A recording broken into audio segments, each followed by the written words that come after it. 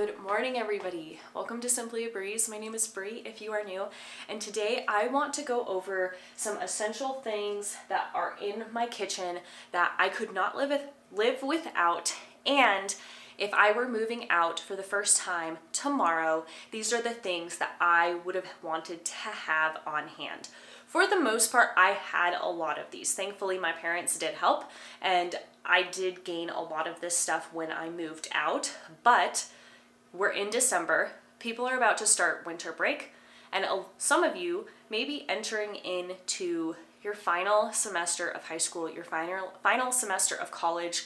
Some of you may be getting ready to move out of your parents' house, move out on your own. You're going to need these things in your kitchen if you want to make sure that you're eating from home instead of eating out.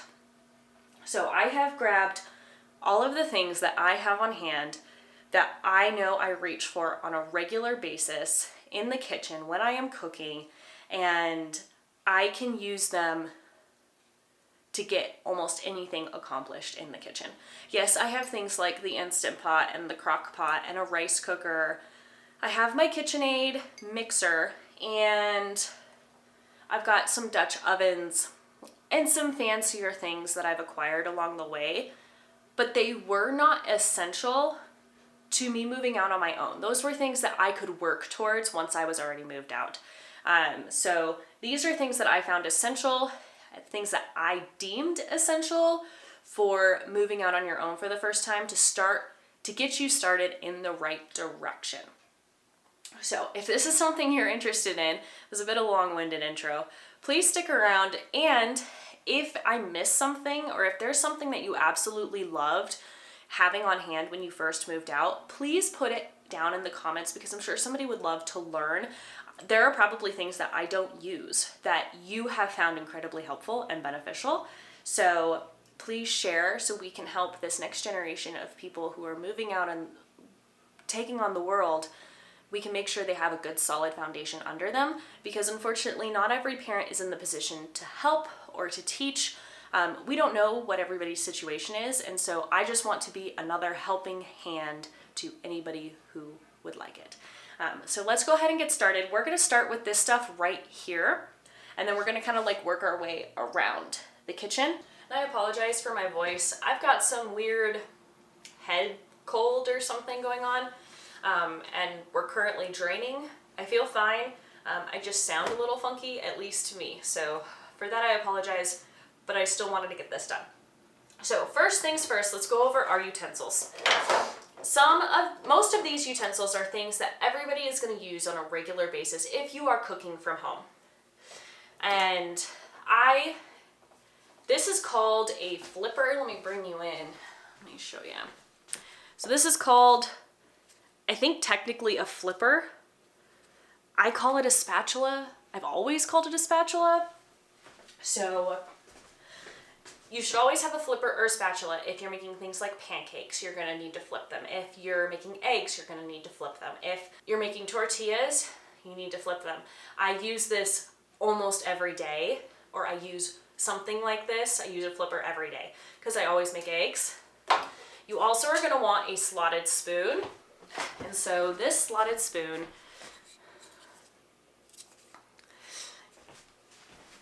is great when you're making pasta. So things like pasta, anything that you're cooking in a broth, but you don't always want the broth, or if you're just cooking in water and you don't want the water to go with, slotted spoon is perfect. So I use this a lot. I use the non-slotted spoon for things like soups. So if you're making a tomato soup, if you're making a chicken noodle soup, you don't want that broth to go to waste. You want that broth, so you want a spoon that's actually going to capture that broth for you. And oftentimes, I bought these as a set. I think there was one more utensil that came with it. I don't know what happened to it, or I can't even remember what it was, but I had one other thing that came in this set, but this was a set that we got from Walmart. And this set has lasted me, I moved out, I lived at home through college, so I moved out in 2017. I'm going on 8 years out on my own. These have lasted 8 years. They don't have a whole lot more life left. I'm also trying to transition to stainless steel, but you know what? These did an amazing job. For the first 8 years, I was out on my own and they served a great purpose and it was a great service to me. So I highly recommend you get these. Next, you're gonna want a spoon that is specifically meant for stirring things. The other spoon that I have here, it's flimsy. It's not as durable. This is solid wood. This is bamboo. And I use this when I'm making pancake mix, brownie mix, waffles. So if it's really thick, this spoon's just not gonna hold up. This spoon holds up a lot better because it's sturdier and it can withstand the thickness of the batters that I'm trying to mix. So I highly recommend you at least get a sturdy wooden spoon. They do make them in plastic. I'm just trying to get away from plastic. So I'm gonna recommend the bamboo spoons to you. I like them better. Next thing is a spatula. So this is a real spatula and it's the flexible kind. It's pure silicone. And this is for if you're pouring any batters or you're trying to get the last of, like, say, tomato soup out of your pot. You can use this to scrape the edges. I use this on a regular basis as well. And I actually have probably 4 of these in the house at all times. So this was essential to me. Another essential thing, if you're buying any sort of canned goods, you're gonna need a can opener. Okay, this can opener, again, I've had it since I moved out and it's completely metal and this thing withstands everything. I dropped it, it goes in the dishwasher. I use it fairly regularly whenever I'm opening canned green beans, canned corn, canned beans. Anything you get from the grocery store that's in a can, you're gonna need a can opener. The next thing is a bottle opener. And so this one's magnetic. And so this one, the way that it works, I don't have, let me see. So if you're gonna open up, say, a canned food, you can use this for multiple things. I would just grab the lip of this and pull up and I can open this. You can also use this for opening beer bottles. There are a lot of other bottles that aren't beer that come with those types of tops, and that's what you would want this thing for. And I really like that I can just stick it on the fridge and it doesn't get lost in my utensil drawer because that thing just gets way overcrowded, way over full, and we lose a lot of stuff in there, and then routinely I have to clean it. The next thing that I would recommend as a utensil for you to have on hand is a pizza cutter. And if you make homemade pizzas, if you buy frozen pizzas, if you're like us and you like to buy Papa Murphy's pizzas, you need to cut them at home. Pizza cutter. Can you live without the pizza cutter and just use a knife? 100%. This isn't as essential, but it's a really nice thing, and I use it all the time. We have pizza at least once a week. A peeler. This is a standard vegetable peeler, and I used it all the time for peeling potatoes, peeling carrots. Every now and then I'll do butternut squash that I need to peel. So a vegetable peeler is a great thing to have on hand if you are working with vegetables. A good pair of tongs. A good pair of tongs is great when you're grilling, when you're pan cooking things, I don't have, let's see. So for the longest time, I didn't have one of these pasta spoon things. I used to use my tongs, and honestly they worked great. I didn't know any different, and I really just functioned without it. My husband had one of these, and then I was like, oh, this is really great, and so I got another one. But I functioned really well with just tongs. So I highly recommend you have at least one good pair of tongs on hand, because you don't always want to use a fork to flip. These work really good when you're trying to flip chicken and pork chops and stuff like that. So I do really recommend a good pair of tongs. Don't need that. And a whisk.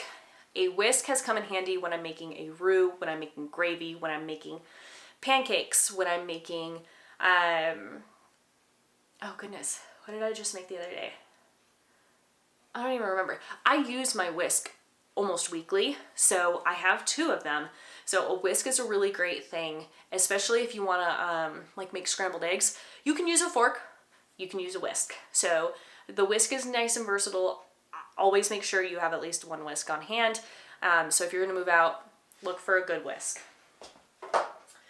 This was something that I was very slow to get when I moved out on my own, and that is a thermometer to check if my meat is done or not.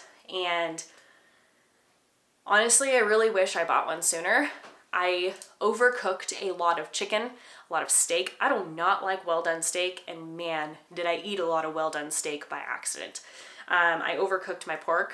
So if you're moving out and you are new to cooking, get yourself a thermometer that can go in the oven that is safe for high temperatures, because it will save you a lot of guesswork when you are cooking meat. Especially the meats that need to be cooked to a specific temperature like chicken and pork. They have to reach that 160 for pork, 165 for chicken threshold to make sure any bacteria and disease, or not disease, any bacteria like salmonella cooked off. So a meat thermometer I can't recommend enough, and it'll save you a lot of guesswork in the future. So I have these 2 things right here, and I'm bringing them out because I'm gonna let you have the option of which one you would prefer. So this is a hand mixer, and all of the supplies are in this container, and it's got the 2 beaters. I actually functioned without a hand mixer for several years after I moved out on my own, and it was essentially because I really didn't need it. Most things that needed to be mixed, I could either use a whisk or I would just do it by hand with a wooden spoon. The only thing that a hand mixer would have really made easier is making mashed potatoes. And if I'm being completely honest, I just stopped making mashed potatoes and just made diced baked potatoes. However, in the event I did want mashed potatoes, I used this guy. And this is like, people use it as a meat masher for ground meat. There's several different varieties out there on the market. This is just the one that I have. There's a metal version, and then there's the one that looks like it's like a little star point, and I'll post a picture for you what I'm talking about. But this is the one I have, and this is how I used to make mashed potatoes when I lived on my own. And then I eventually invested in a hand mixer, and now this is how I make my mashed potatoes with the beaters that came with it. However, I function just fine without the hand mixer. I only got it out of this, I just wanted one. I don't even remember why I bought it, but I am happy I have it now. But the hand mixer is going to cost you more than the meat masher. So I'll let you choose whichever you prefer, but I survived just fine with this meat masher making mashed potatoes. Another thing that you're going to want, if you're going to make anything like pasta, steamed vegetables, anything that needs to be strained off, you're going to need a colander. We have 2 plastic colanders and 3 metal ones. This came in a pack of 3, and I think I got it from like Home Goods or something, and so it was a great deal. But this came in a pack of 3, and I use my colanders, again, daily. Every time I make spaghetti, if I make lasagna, if I want pasta as a side, if I need to strain my potatoes for mashed potatoes, if we're boiling chicken, if honestly a lot of things that you need to strain off, if I need to clean lettuce, my colander, man. I use the colander all the time. So definitely make sure you have at least one solid colander. Also, if you're going to be doing any cooking in your kitchen, you need food storage containers. This came in like a 3-pack or like a 6-pack of all the same. Whereas this guy came in like a variety pack. So there's like 2 that are this size, there's 2 that are smaller, there's 2 that are bigger. Then it came with like a couple like smaller square ones. Have some food storage containers if you're gonna be cooking from home. Make yourself some leftovers, and then you don't have to eat out the following day for lunch or something. But you definitely want some food storage containers. Along the line of food storage containers, get yourself some mixing bowls, and get mixing bowls that have lids, because then they can double as a food storage container, but you can use them to mix stuff in. This is my potato salad bowl. I make potato salad in this bad boy, and my mom made potato salad in it for 15 years prior to that. So like, if you get yourself something good, it's gonna last a while if you take care of it. But good mixing bowls for, again, things like mashed potatoes, any baked goods generally have to be whisked together. So like muffins, pancakes, a cake, you need a mixing bowl for it. And so always make sure you have a mixing bowl if you make bread. I use this to also proof my sourdough when I'm doing the long ferment. So man, this lidded mixing bowl has come in really handy. I also have a metal mixing bowl. It does have a lid, but the lid has warped. But I use these metal mixing bowls all the time as well. So at least make sure you have 1 or 2 solid mixing bowls on hand. And since I seem to have a hang up with pancakes and waffles and brownies, we're gonna navigate to measuring cups. Make sure that you have measuring cups that do a 1/4 cup, a 1/3 of a cup, and at least a 1/2 a cup, because then no matter what a recipe calls for, you can at least meet the requirements. You'll have the proper units to measure out whatever it is the recipe calls for. I do also have a 1 cup measuring scoop as well, which is really nice when I need like 4 cups of flour. And some measuring spoons. We are slowly losing spoons. There used to be 5 of these, and I'm pretty sure there used to be more. So probably when we lose one more, I'm gonna upgrade and get a nicer set of measuring spoons. But I do use measuring spoons on a regular basis for measuring out salt, especially if you're new to cooking. If you're new to cooking, this is how you're gonna familiarize yourself with how much seasonings are needed. Follow the recipe, observe how much you're putting into that recipe, and eventually you're gonna grow and adapt, and you're gonna not need the measuring spoons as often. Now, the majority of the time, I only use measuring spoons when I'm baking, because baking is a little bit more of an exact science, whereas regular cooking, I can just throw things together, and most of the time it's fine. And then, we're still on our baking kick. You're gonna need a measuring cup. This one's Pyrex. I've had Anchor Hocking. I've had plastic. I have upgraded my measuring cups over the years, but a good measuring cup that at least goes up to a cup and has the various increments on it. I may be able to give you a better picture.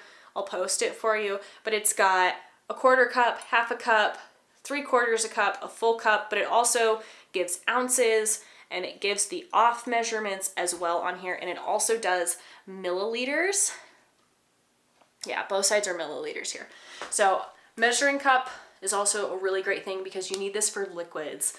These measuring scoops right here are for solids, so flour, sugars, rice, things like that. This is for liquids, milk, water, broth, stuff like that, because volume for solids and volume for liquids are different. So you usually want to use this for solids and this for liquids. Once you get more comfortable, you can dabble, and I use these for measuring out milk in my German pancakes, but I've been doing it, gosh, for 15 years now, so I don't really need this. But when you're starting out, man, what a game changer. And lastly, a rolling pin. I have upgraded my rolling pin twice, and we found this one at where did I find this one? I found this at Goodwill. This is a marble rolling pin, and I got it for $5 at Goodwill.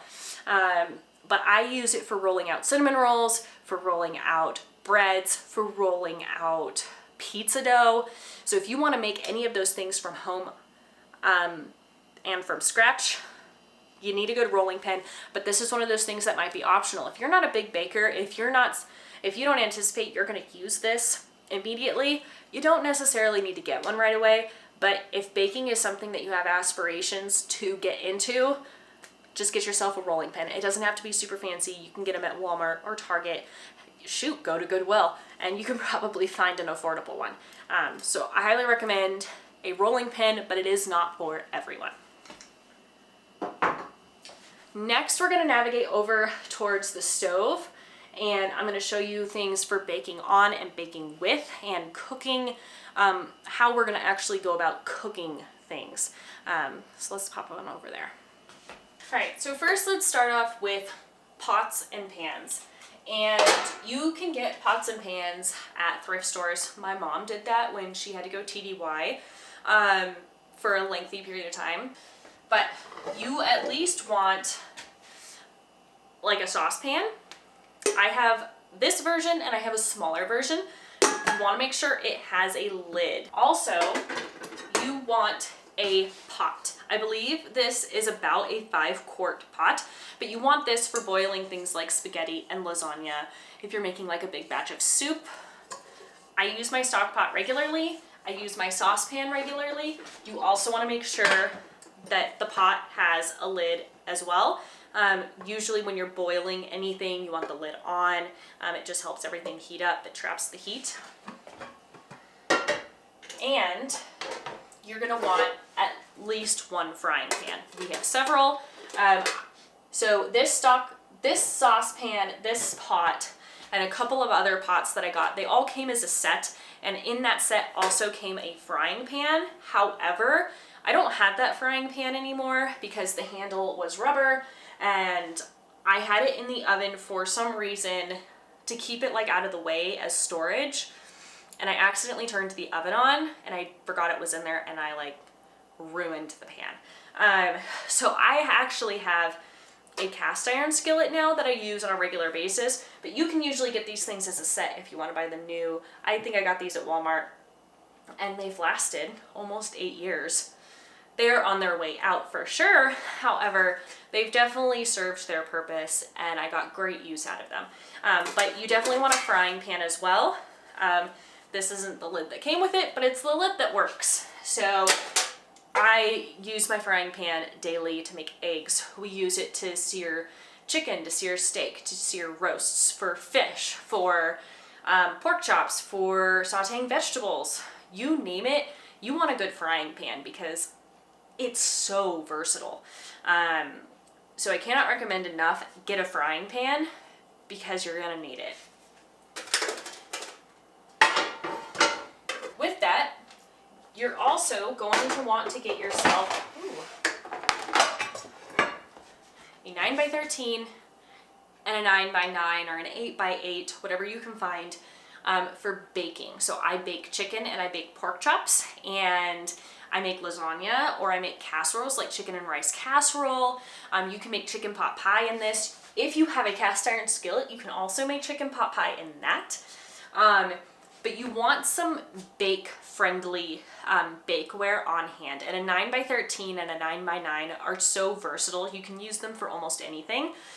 And if you're going to get a 9x9, or if you're going to get dishes like these, not always, but oftentimes they'll come with lids. So this is Pyrex. This brand is Pyrex, and I got this from Goodwill for $4, and it came with the lid.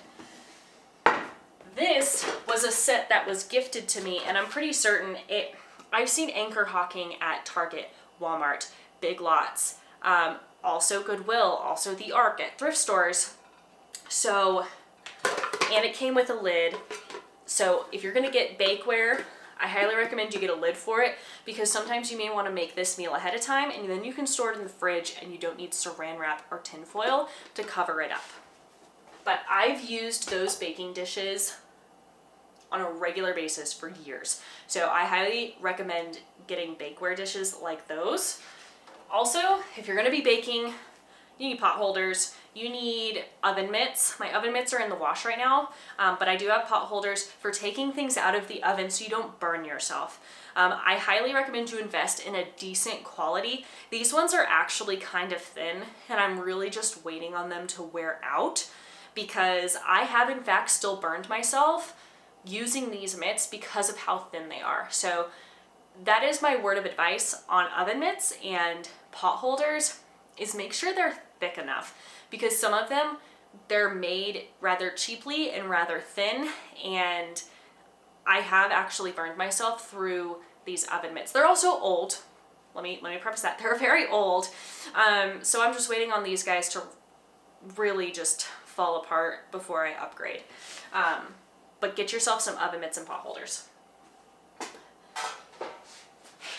You're gonna want cutting boards. I used to have at least 2 sizes of cutting boards. So like say you want to cut up cheese or you just want to cut up some vegetables. You don't always need a huge cutting board, but sometimes if you're doing things in bulk, or if you're cutting up like a big roast or some steaks, or you're butchering a chicken, like a whole chicken that you got at the store, you want a bigger cutting board. So I highly recommend you get some cutting boards on hand. Again, cutting boards are affordable. This one's plastic.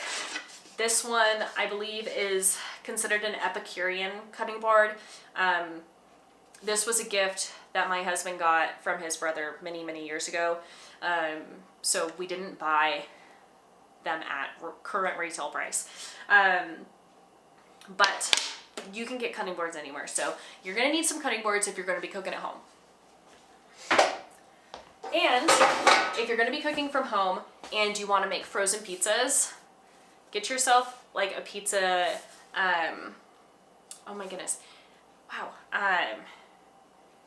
a baking sheet, especially meant for pizzas, because not all baking sheets will fit a standard frozen pizza. Like your pizza will like not fit in here. So I highly recommend, if you intend to have frozen pizzas, get yourself a pizza baking sheet specifically. Or if you want to put it directly on the oven rack, you can. I know some people have had success with that. Some people have had failures with that. I just don't do it. But you also are going to probably want a baking sheet. So what I'll do with my baking sheet, if I'm not making like cookies, is if I want roasted vegetables, I'll roast vegetables on here. If I want to make a homemade pizza, I'll make it rectangular, and then you get a bigger pizza. I also use this for baking diced potatoes. So I'll dice up my potatoes, I'll throw them in like olive oil and stuff, and then I'll spread them out and I'll bake them that way. So I really like potatoes that way. But get yourself at least one baking sheet, because if you're going to be cooking from home, the odds are you're going to need it. Moving on to another essential thing, if you are cooking from home, get yourself a knife block. We have two, because when Reed and I moved in together, he and I were already established households. So I was ready as my own household, and he was already ready as his own household. So when we combined, we had duplicates and even triplicates of things. We like certain knives out of my knife block, certain knives out of his knife block, and we just didn't feel the need to get rid of one. So we have two. Two is not necessary. Okay, you don't need 2 knife blocks, but we have 2. But you do want a good set of knives. You want a big knife. This is great for cutting things like steak, for slicing and dicing up any sort of meat or vegetables. This is like my multi-purpose. Anytime we have steaks and I need to cut up steaks, if I'm just cutting them up in general, I use this knife. If I am slicing up chicken for fajitas, I use this knife. If I am dicing potatoes or dicing carrots or onions, I use this knife. You also want, their standard name is called a steak knife. You don't need to use them only for steak. We use them if Reed and I have our own pork chop, our own steak, our own chicken breast. We'll just put it on our plate and we'll cut it as we want a piece. So make sure you have some steak knives. And then my knife block came with this really tiny, funky bread knife. This is what a bread knife looks like. However, Reed has 2 really nice bread knives, and so I actually prefer these ones over the one that my knife block came with. But you do want a bread knife. I use it for predominantly bread. I know there are some people who actually really like using their bread knives for other things, but I mainly use it for bread because I make homemade bread. And if you have a knife block, you want a knife sharpener. Honestly, I don't use this guy. I've heard that this thing has a different name, and it's not necessarily a sharpener, but I really don't know how to use it, if I'm being completely honest. And that's totally fine, because my sister-in-law and I discovered these at Walmart, and they are knife sharpeners. And so on this side, it's a coarse side for sharpening, and then this is for the fine side of sharpening. And Reed and I love this thing, and it was probably 10 bucks, maybe not even, and we love it, and it's great. So having knife sharpener if you're gonna have knives, because they will dull, and you do not want a dull knife. A dull knife means you have to apply more pressure, and the odds of you hurting yourself actually go up when the knife is dull. So have a knife sharpener to go with your knife block, so you always have sharp knives on hand. With your knife block, some knife blocks come with this and some don't. My knife block originally came with scissors. I broke them. They made it 6 years, and I ruined them, which is totally fine. I have since bought another pair of scissors. You do want a pair of kitchen scissors. I use these for herbs, so garlic chives in the summer, cilantro in the summer. If I want to take the tops off of my onions in the summer, kitchen shears. For bacon, if I want bacon bits instead of using a knife, I'll actually use the scissors. So kitchen shears, they are an incredibly useful tool, and I encourage you to make sure your knife block actually has a pair, or you go buy a pair. This pair I bought, I think at HomeGoods, and it came with the sheath that I really like, and it's got the ability to like sharpen the scissors. So I really think that's really cool, but a good pair of kitchen shears. If you're gonna be doing all this cooking, you better have something to put it on. So you need some silverware. Okay, this is kind of a given. Hopefully you don't forget to get yourself silverware. If you do, it happens. But you generally want big spoon, big fork, little fork, and a butter knife. Oftentimes I have seen sets of silverware come in sets of 4. So there'll be 4 big spoons, little spoons, 4 of each one is pretty standard from what I've seen. Also, you want dishes to eat off of. So you want a big plate. Oops. Sometimes you just want a tiny plate, and you want a bowl. Okay. Again, you can often get these in sets. I got my first set of dishes was Corelle, and I honestly loved them. They were fabulous, and they came in a set of 4. So everything was 4 big plates, 4 little plates, 4 bowls. They even came with mugs. The mugs were just too tiny for me because I am a coffeeholic, and they just weren't cutting it. So I don't have the mugs anymore, but the Corelle set was a whole set that I got at the store. There was 4 of everything in the set, and honestly, they served me well. So make sure you get at least a set of 4 dishes. Reed and I predominantly drink out of water bottles. However, whenever we have people over, they like glasses. So make sure you have some drinking glasses. Or if you're somebody who actually likes a drinking glass, make sure you have drinking glasses on hand. If you're clumsy, like me, you can gravitate towards plastic. So we have a variety on hand when we feel they're necessary. Also, I kind of skipped over this because some people eat toast a lot, or some people like to reheat things in their toaster for like waffles and pancakes and toast. But have a toaster. Toasters aren't too terribly expensive. We do use our toaster semi-regularly, actually. And we haven't felt the need to get a toaster oven. Some people like the toaster oven for like the air fryer, the toaster oven, the convection oven combo. We haven't felt the need to get one. We've been working just fine with our toaster, but that's the alternative. If you don't want a toaster, you can get a toaster oven, and it's got all those things. but a good toaster is a good thing to have on hand. And navigating from dishes, you want a dish rack. And the reason I say get a dish rack, most places when you're renting, or most apartments and houses, will have the option for a dishwasher if it's not included.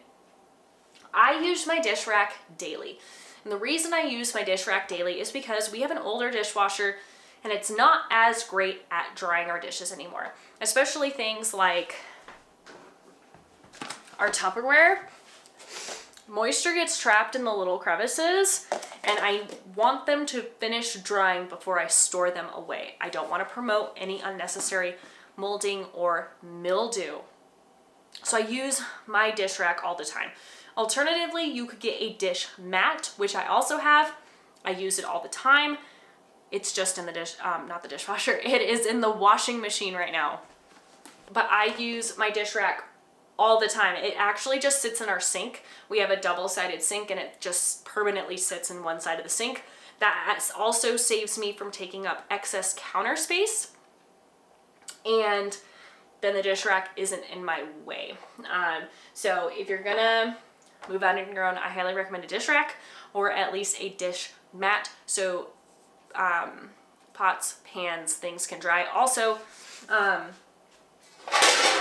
this guy doesn't fit in the dishwasher. This guy doesn't fit in the dishwasher. There are certain things that I use to cook and bake with that do not belong in the dishwasher. And so I need to wash them by hand. That is also why you need a dish rack, because not everything is dishwasher friendly. Most things nowadays are, but that is something to keep in mind. So if we're doing dishes, naturally, we need a couple of other things. On top of, if you're doing all this cooking, if you're eating from home, you're gonna need to clean everything. So if you are eating from home, the chances are you need to clean all the things that you are using in your kitchen, which means you need dishwasher detergent. You need liquid dish soap for hand washing dishes. These are not the same. They are different. So this is for washing dishes by hand. And then there's little pucks you can put in. There's also liquid, and then there's powder. Dishwasher soap that you can use in your dishwasher. So just make sure you get the right stuff. So then we got the liquid hand dish soap. Also, if you are cooking with raw meat, you want a cleaner to disinfect your counters. You want a cleaner for all-purpose cleaning. You want a cleaner for any grease that you are going to splatter. If you're cooking in butter, if you're cooking in oil, it's going to splatter. It's inevitable. I have not found a way to not have any splatter. Even with the splatter guards, it just minimizes it. There is still splatter. So you want a good cleaner on hand. And then with that, you want some washcloths for cleaning down the counters, for cleaning the dishes. I also interchange a sponge, but you're gonna want these things on hand.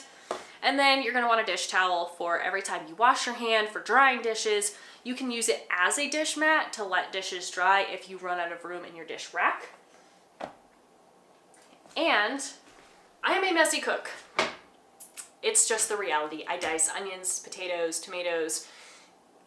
There's a good chance at least something ended up on the floor. Get a broom, okay? You want a good broom with a dustpan so you can clean your floors, and then you'll eventually want some sort of mop.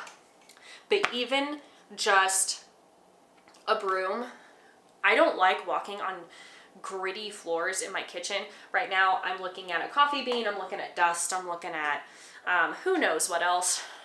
The broom needs to be used. And then follow it up if you know something like chicken or fish or steak got on the floor, mop it up, or you can spot clean it with a rag and your disinfecting cleaner, and you wipe that mess up and you know your floor is clean, especially if you have kids. You don't want kids crawling on the floor where you just dropped chicken, raw, uncooked chicken. So washcloths is a must in your new kitchen when you move out. And lastly, this may seem like a no-brainer, but honestly, it was an afterthought for me, and that's a trash can. And you're gonna want one. And I prefer the trash cans here. Let me zoom you out. So I prefer the trash can that I can use hands-free. So that way when my hands are full, I can just chuck it into the trash can directly. I don't like the ones where I have to constantly touch the lid. They get so dirty so fast. So don't forget to get a trash can, because when you cook from scratch, there is inevitable waste, and that it may not be wasteful waste. Like, it could be, in here I've got the wrapping that the chicken came in, or the wrapping that your beef came in, okay? That has to go in the trash. It has to go somewhere. So don't forget your trash can, because it's quite important. And let's go ahead and look at this one last thing that I didn't originally want to include, and that is because not everybody drinks it. And that is coffee. So if you are a coffee drinker, you're likely going to want a coffee pot. I purchased this coffee pot. It's a Ninja. I purchased it when I moved out.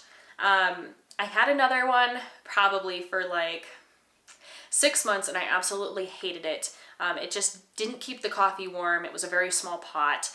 I just wasn't very happy with it, and then I upgraded to this, and I've had it ever since. So this is definitely 7 years old, but I do absolutely love it.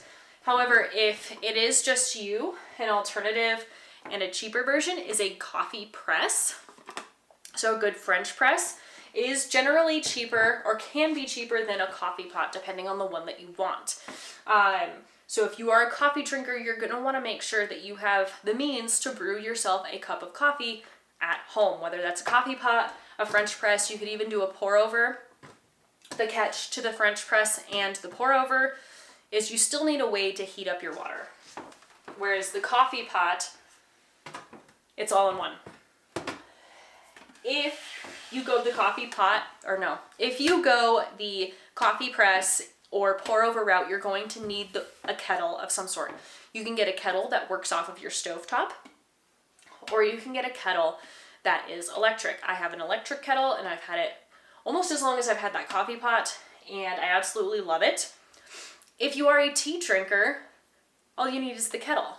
You can do electric again, you can do the stovetop if you're a tea drinker. So whether or not you drink tea or coffee, that is something you're gonna wanna make sure you have on hand so you can actually meet those needs. So hopefully you found this helpful and enjoyable.